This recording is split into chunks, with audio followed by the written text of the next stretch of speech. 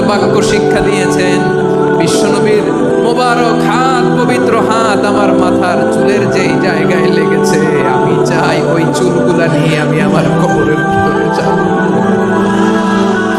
সাইয়েদনা আবু মাহযুরা রাদিয়াল্লাহু তাআলা আনহু ইন্তেকালের আগের পর্যন্ত মাথার সামনের চুলগুলা কাটে নাই। মাথার সামনের চুল তিনি কাটেন নাই। সুবহানাল্লাহ বিহামদি। কেমন ভালোবাসতেন বিশ্বনবী সাহাবীদেরকে, সাহাবারা কেমন ভালোবাসতেন বিশ্বনবী। অষ্টম হিজরিতে হুনাইনের যুদ্ধে রাসূল সাল্লাল্লাহু আলাইহি ওয়াসাল্লাম ফিরে আসতেছেন মদিনায়।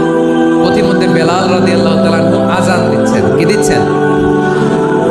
তো পাশে ছিল মুশরিকদের একটা পল্লী। কিছু মুশরিক তরুণ, কিছু অমুসলিম কিশোর, তারা আযানকে ব্যঙ্গ করতেছে। আমাদের বাংলায় মুখ ভেঙানো বলে আর কি। বেলাল রাদিয়াল্লাহু তাআলা আনহু আযান দিচ্ছেন, ওই বাচ্চাগুলো মুশরিক, তো ওরা আযানকে ব্যঙ্গ করতেছে, বিকৃতি করে ওরাও আযান দিচ্ছে। উদ্দেশ্য হচ্ছে আযানকে নিয়ে ঠাট্টা করা। উদ্দেশ্য কি? ঠাট্টা করা। ব্যাপারটা মনে কষ্ট পাওয়ার মতো ব্যাপার না? কিন্তু বিশ্বনবী ওইখানে দেখেন কি খুঁজলেন। বিশ্বনবী খেয়াল করলেন অমুসলিম কিশোরদের মধ্য থেকে একটা কিশোরের গলাটা বড় দরাজ গলা, কণ্ঠটা বড় সুন্দর।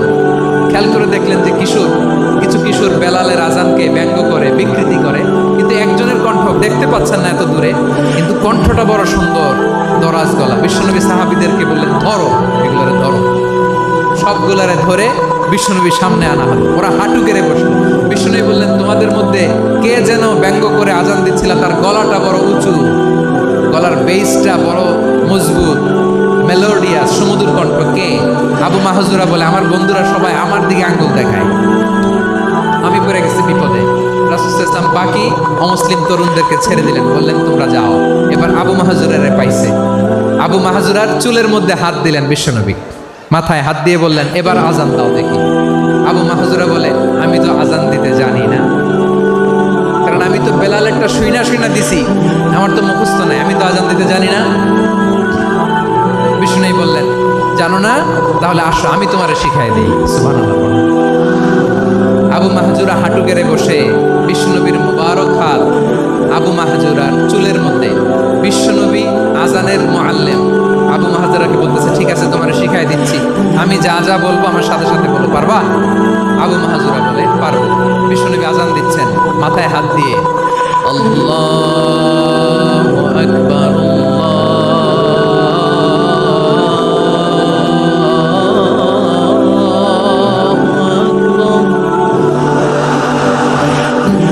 আবু মাহযুরা এই বাক্যটা বললেন। বিশ্বনবী দ্বিতীয় বাক্য পড়তে আরম্ভ করলেন, আল্লাহু আকবার,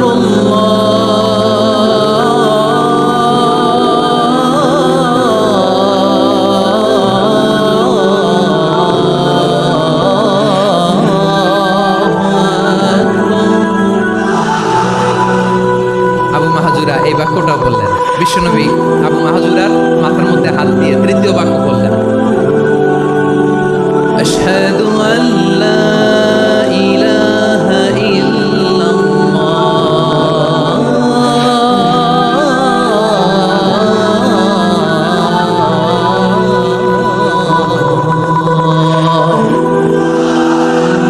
আবু মাহযুরা তৃতীয় বাক্য বললেন। বিশ্বনবী একটা বাক্য পরে আবু মাহযুরা পরে, বিশ্বনবী পরে আবু মাহযুরা পরে। আবু মাহযুরা কিন্তু অমুসলিম, মুশরিক। আবু মাহযুরা বলে, এক একটা বাক্য পড়ি আমার কলিজাটা গলে ঠান্ডা হয়ে যায়। এতদিন মুহাম্মদকে গালি দিতাম, এখন মুহাম্মদ আমার মাথায় যখন হাত রাখছে আমার সারা শরীর ঠান্ডা হয়ে গেছে। বিশ্বনবী আযান শেখাচ্ছেন, একটা একটা বাক্য পড়ে আবু মাহযুরাও পড়ে, বিশ্বনবী পড়ে, আবু মাহযুরাও পড়ে। পুরো বাক্যগুলো যখন শেষ, আযান শেষ, আবু মাহযুরাও যখন পুরো আযান বললেন, আবু মাহযুরা বললেন, এতদিন মুহাম্মদের চেহারা দেখলে আমার ঘৃণা লাগতো, আজ থেকে মুহাম্মদের চেহারার চেয়ে প্রিয় চেহারা আমার কাছে নাই। আবু মাহযুরা বললেন, ও মুহাম্মদ, আযানের বাক্য তো আপনি আমারে শেখালেন, এখানেই শেষ করবেন না, আপনি আমারে পড়ায় দেন, লা ইলাহা ইল্লাল্লাহ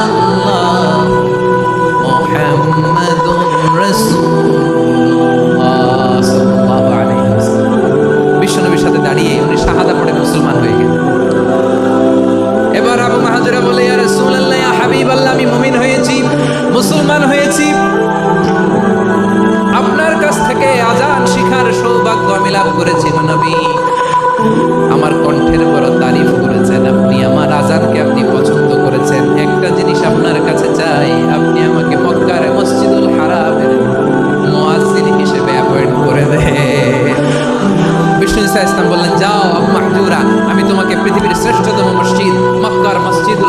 হারামের মুয়াজ্জিন হিসেবে অ্যাপয়েন্ট করে দিলেন। দেখছেন কিভাবে ট্যালেন্ট হান্টিং করতে হয়, কিভাবে হিউম্যান রিসোর্স মানব সম্পদকে ব্যবহার করতে হয়। আসছিল আজানকে ভেঙাইতে, আসছিল কেন? আজানকে ব্যঙ্গ করার জন্য, বিকৃত করার জন্য। আজানকে বিকৃত করতে যে ইসলামের সবচেয়ে শ্রেষ্ঠ মসজিদের মুয়াজ্জিন হয়ে গেল। পড়েন সুবহানাল্লাহ। হযরত আবু মাহজুরা রাদিয়াল্লাহু তাআলা আনহু ওনার এই সুললিত কণ্ঠ ব্যবহার করে মসজিদুল হারামে এত সুন্দর করে আল্লাহু আকবার বলে আজান দিতেন। মানুষগুলোর, মুসল্লিগুলোর, মক্কাবাসীর হৃদয়কে তিনি বিগলিত করে দিতেন। মানুষের হৃদয়কে ঠান্ডা হয়ে যেত। শুধু এখানেই শেষ না আমার যশোরের ভাইয়েরা। বিশ্বনবী যখন সাইয়েদনা আবু মাহজুরা রাদিয়াল্লাহু তাআলা আনহুকে আজান শিখাচ্ছিলেন, বলেন তো বিশ্বনবীর হাতটা কোথায় ছিল? আবু মাহজুরার মাথার সামনে, এই চুলের উপরে ছিল।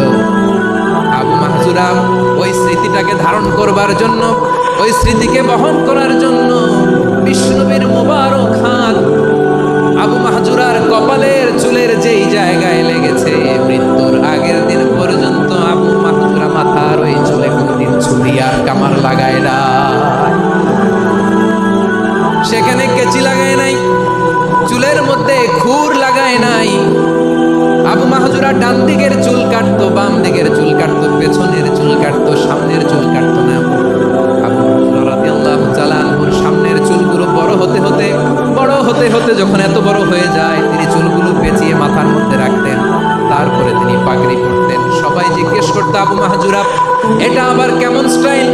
দেখতে তোমার কি বিদঘুটে লাগে? কেমন অড লাগে? কেমন খারাপ দেখা যায়? মক্কায় এমন কোনো মানুষ তো দেখি নাই, ডানে চুল কাটে, পায়ে চুল কাটে, পেছনে চুল কাটে, সামনে কাটে না। ওরে আবু মাহজুরা, কেমন দেখা যায় তোমারে? তুমি সামনের চুল কাটো না কেন? আবু মাহজুরা বলে, আমি হাঁটু গেড়ে পেয়ারা নবীর সামনে বসেছিলাম। আমার এই মাথার চুলের মধ্যে মুবারক হাত লাগিয়ে বিশ্বনবী নিজে আমাকে আজানের প্রতিটা বাক্য শিক্ষা দিয়েছেন। বিশ্বনবীর মোবারক হাত, পবিত্র হাত আমার মাথার চুলের যেই জায়গায় লেগেছে, আমি চাই ওই চুলগুলা নিয়ে আমি আমার কবরের ভিতরে যাব। সাইয়েদনা আবু মাহজুরা রাদিয়াল্লাহু তাআলা ইন্তেকালের আগের পর্যন্ত মাথার সামনের চুলগুলা কাটে নাই। মাথার সামনের চুল তিনি কাটেন নাই। সুবহানাল্লাহ বিহামদি। কেমন ভালোবাসতেন বিশ্বনবী সাহাবীদেরকে, সাহাবারা কেমন ভালোবাসতেন বিশ্বনবী। সামনের চুলগুলো বড় হতে হতে এত বড় ছিল, পেঁচিয়ে রেখে পাগড়ি করতেন, কাটতেন। নবীর হাত লেগেছিল। সুবহানাল্লাহ পড়েন। তাহলে what is the lesson? Moral of the story কি? মোরাল অফ দ্য স্টোরি হচ্ছে, আসছিল আজানকে ব্যঙ্গ করার জন্য, বিকৃত করার জন্য, হয়ে গেল মসজিদুল হারামের মুয়াজ্জিন। দেখেন বিশ্বনবী একটা খারাপ সিচুয়েশনের মধ্যে থেকে কি ভালো জিনিস বের করে আনলেন। আমি যে শুরুতে বলেছি কিভাবে তিনি হিউম্যান রিসোর্সকে ডেভেলপ করেছেন, ম্যানেজ করেছেন। তিনি যে চৌকুশ ট্যালেন্ট হান্টার ছিল, দেখেন সবার মধ্যে থেকে এর বাছাই করে মুয়াজ্জিন বানাই দিয়েছেন। সুবহানাল্লাহ। তার মানে এই না সবাইরে ধরে ধরে উনি মুয়াজ্জিন বানাইছেন। যার যেই ট্যালেন্ট আছে তাকে ওই কাজে অ্যাসাইন করেছেন। যার যেই প্রতিভা আছে তার প্রতিভাকে ইসলামের কাজে লাগিয়েছেন। সুবহানাল্লাহ। মানুষকে আল্লাহ স্বাধীনতা দিয়েছেন। ফামান শাআ ফালিউমিন ওয়া মান শাআ ফালিয়াকফুর। চাইলে মুমিন হতে পারো, চাইলে কাফের হতে পারো, তোমার ইচ্ছা। তবে জেনে রাখো, মুমিন হলে পাবা জান্নাত, কাফির হলে পাবা জাহান্নাম। নাও দ্য ডিসিশন ইজ ইয়ার্স। সিদ্ধান্ত তোমার, জান্নাতে যাবা না জাহান্নামে যাবা। যশোরের ভাইয়ের আওয়াজ করে বলুন, কই যেতে চান, জান্নাতে না জাহান্নামে? ডান দিকে না বাম দিকে?